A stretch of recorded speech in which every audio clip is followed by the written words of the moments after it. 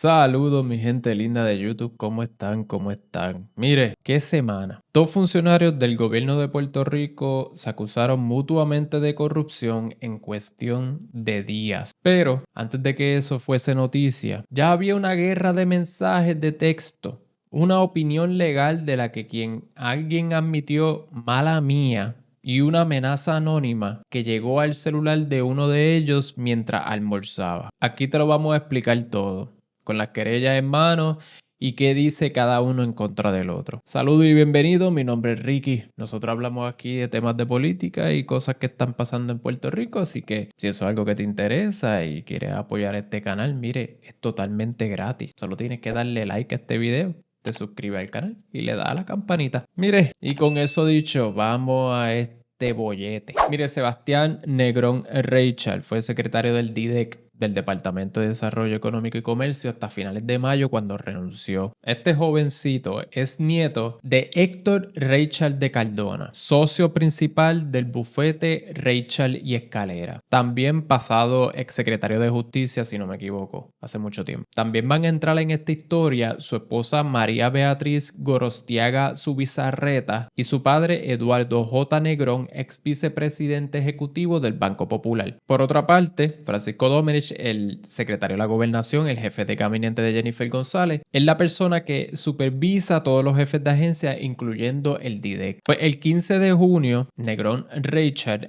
radicó una querella formal contra Domenech ante la oficina del fiscal especial independiente, el FEI. 2 días después, el miércoles, Domenech radicó 2 declaraciones juradas contra Negrón Reichard ante Ética Gubernamental y el Departamento de Justicia. ¿Cuál fue el caso que desató todo aquí? Mire, todo arranca en marzo con un proceso de contratación de servicios de publicidad con fondos federales en la Oficina de Gerencia de Permisos, en la OGP, una dependencia del Departamento de Desarrollo Económico. Según el referido de Negrón Reichard, 2 empleados del Departamento de Desarrollo Económico le denunciaron que el entonces secretario auxiliar de OGP, el caballero Norberto Almodóvar, y su jefa de personal, Charlene Newman, presionaron al comité evaluador para favorecer a un proponente específico, alegadamente porque era la propuesta que quería la fortaleza. Eso es lo que alega Negrón. Pero Negrón Reichard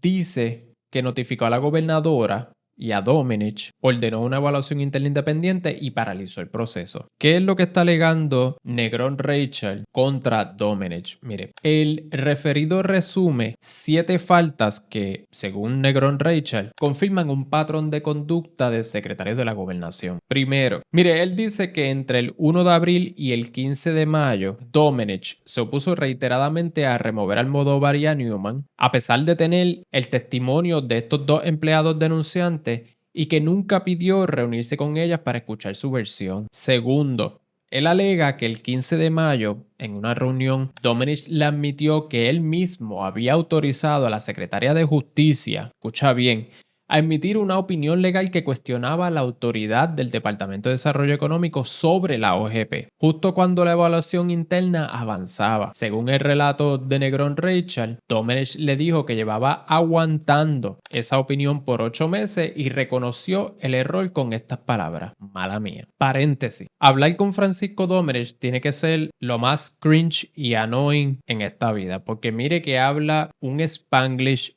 bien terrible, con malísima ortografía y con un tono de Mean Girl. Cierro paréntesis. Mira, tercero, asegura que por instrucciones de Domenech se paralizaron las suspensiones sumarias que él ya había firmado contra Almodóvar y Newman, bajo amenazas de despido del director de recursos humanos del DIDEC si no acataba las órdenes. Tremenda forma de dirigir. Cuarto, y este es el que conecta directamente con lo que luego alegaría Domenech, Negrón Reichard dice que el mismo día que él denunció públicamente las irregularidades del RFP, del contrato, Domenech se presentó en el DIDEC y le entregó personalmente una lista de 3 decretos contributivos para atender con urgencia. Uno a nombre de Federico Cardona Firpi, otro de Gabriel López Sánchez y el tercero del proyecto Opus Miramar. Negrón Reichard señala que este proyecto estaba siendo activamente representado por la firma de cabilderos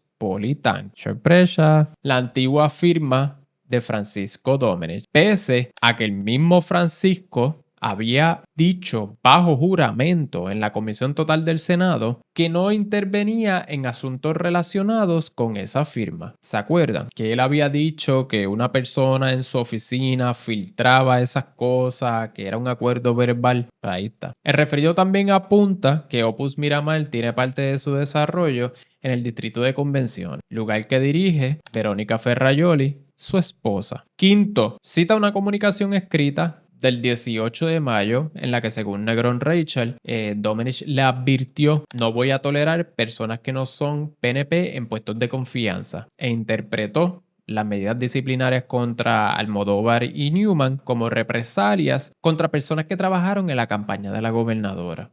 Porque así es como se ganan los puestos en Puerto Rico, si está en la campaña. Sexto y séptimo, el referido añade que Domenech interfirió directamente en nombramientos del DIDEC, incluyendo el del subsecretario, y que coordinó con personal de la gobernadora para frenar la evaluación interna desde varios frentes. No son poca cosa estas alegaciones. Mire, hay un detalle en el referido que vale la pena evaluarlo por separado. Y es que el 18 de mayo, a las 2:35 de la tarde, mientras almorzaba con su equipo, Negrón Rachel recibió un mensaje de texto de un número desconocido. El mensaje le advertía que existía una querella en ética por uso personal de un vehículo oficial y otros gastos, y amenazaba con hacerlo público. Pero lo que llama la atención es que ese mismo mensaje, semanas antes de que Domenech presentara su querella formal, ya mencionaba específicamente que Negrón Rachel había nombrado agente del bufete de tu abuelo en el DIDEC y hacía referencia burlona a su padre y a Banco Popular. Creo que lo llama populoso. Es decir, los mismos temas que Domenech terminaría formalizando un mes después en su declaración jurada, el bufete del abuelo, el padre en Banco Popular, ya habían sido usados como amenazas anónimas contra Negrón Rachel semanas antes. Miren qué curioso. Ahora vamos a ir a lo que alega Domenech sobre Negrón Rachel. Domenech presentó 5 cargos específicos, todos centrados en conflictos de interés con la familia de Negrón Rachel, respaldados con más de 16 anejos de ética,